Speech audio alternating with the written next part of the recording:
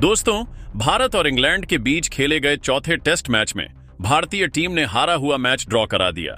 England की team जो इस मैच को बड़ी आसानी से जीत रही थी, उन्हें यह मैच जीतने ही नहीं दिया और इस मैच को ड्रॉ करा के भारतीय टीम अब भी सीरीज में मौजूद है। मैच ड्रॉ होने के बाद इंग्लैंड का खेमे तो हैरान था ही, लेकिन उससे कहीं ज्यादा हैरान कप्तान बेन स्टोक्स थे। बेन स्टोक्स तो भौंकला गए थे, जिसके बाद उन्होंने भारतीय टीम पर चौंका देने वाले बयान दिए। तो बेन स्टोक्स ने क्या कुछ कहा है, उसका वीडियो हम आपको जरूर बताएंगे। उसके लिए वीडियो को अंत तक जरूर देखें और अगर आप भी भारतीय टीम के इस बेहतरीन वापसी से खुश हो तो वीडियो को एक लाइक जरूर करें। दोस्तों, आज भारत और इंग्लैंड के बीच खेले गए चौथे टेस्ट मैच का 5वां यानी आखिरी दिन खेला गया और भारतीय टीम के कल के खराब प्रदर्शन के बाद आज भारतीय टीम से उम्मीद थी कि आज वो कमाल की वापसी करेंगे और भारतीय टीम इसमें कामयाब भी रही। आपको बता दें कि पहले बैटिंग करते हुए भारत ने 368 रन मारे थे, जिसके जवाब में विरोधी टीम इंग्लैंड ने 659 का विशाल रन बनाए थे। इंग्लैंड के पास 331 रनों की लीड थी। यहां पर भारतीय टीम बैकफुट पर थी और उनका यह प्रेशर दूसरे पारी के बैटिंग में भी नजर आ गया था, जहां 0 रन पर जायसवाल और साई सुदर्शन दोनों पवेलियन लौट गए थे।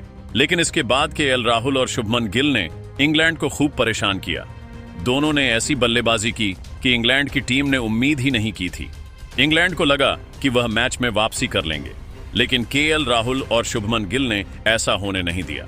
दोनों के बीच 180 से भी ज्यादा रनों की पार्टनरशिप बन चुकी थी। इंग्लैंड की टीम को समझ ही नहीं रहा था कि इन दोनों को कैसे रोका जाए।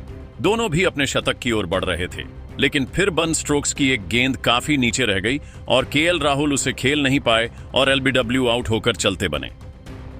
केएल राहुल ने एक बेहतरीन 90 रनों की पारी खेली थी, लेकिन दूसरी छोर पर गिल अपनी पारी को आगे बढ़ा रहे थे और फिर उन्होंने इस सीरीज की एक और शतक पूरी कर दी। लेकिन शतक पूरा होते ही शुभमन गिल ने जोफ्रा आर्चर को अपना विकेट दे दिया। गिल 103 रन बनाकर आउट हुए।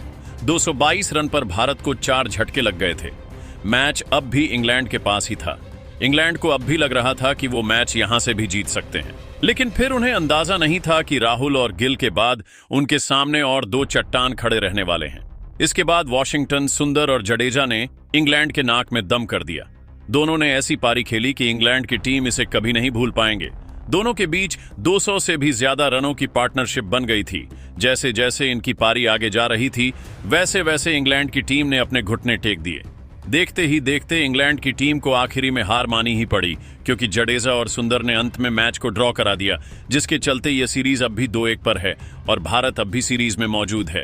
वहीं चौथे टेस्ट मैच के ड्रॉ होने के बाद इंग्लैंड के कप्तान बेन स्टोक्स ने खुद माना कि यह मैच असल में भारत ने जीता है और इंग्लैंड ने गंवाया है। स्टोक्स ने मैच के बाद इंटरव्यू में भारत की जमकर तारीफ की और कहा कि हमने भारत को हल्के में लेने की गलती की और उन्होंने हमें उसकी कीमत चुकाई दी। सच कहूं तो जब भारत की दूसरी पारी में 0 पर 2 विकेट गिर गए थे, तब हमने सोच लिया था कि यह मैच अब हमारे पक्ष में है। मुझे लगा था कि हम इसे 1 या 1.5 दिन में खत्म कर लेंगे, लेकिन हमें अंदाजा नहीं था कि भारत वापसी कैसे करता है। केएल राहुल और शुभमन गिल ने जिस तरह से बल्लेबाजी की वो क्लास थी। हमारी गेंदबाजी कोई कम नहीं थी, लेकिन उन्होंने उसे बेमतलब बना दिया। उन दोनों की साझेदारी ने हमारे प्लान्स को पूरी तरह से ध्वस्त कर दिया। टेस्ट क्रिकेट में जिस धैर्य और आत्मविश्वास की जरूरत होती है, वो उन्होंने दिखाया।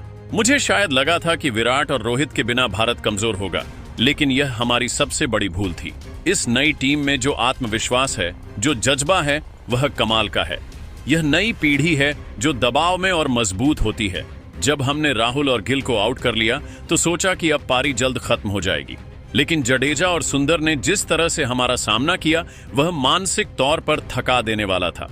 उन्होंने सिर्फ विकेट नहीं बचाए, बल्कि हमें लगातार बैकफुट पर रखा। हमें अपनी रणनीति पर फिर से विचार करना होगा। हम 2 विकेट लेकर बहुत जल्दी उत्साहित हो गए थे, लेकिन टेस्ट क्रिकेट में मैच तब तक नहीं जीता जाता जब तक आखिरी रन या आखिरी विकेट ना हो जाए। भारत ने हमें यह याद दिला दिया। अब सीरीज 2-1 हो गई है और सच कहूं तो भारत ने जो मोमेंटम इस मैच से लिया है, वो अगले टेस्ट में भी असर डालेगा। हमें अब पूरी ताकत और ध्यान के साथ वापसी करनी होगी, क्योंकि अब कोई जगह नहीं बची है गलती की।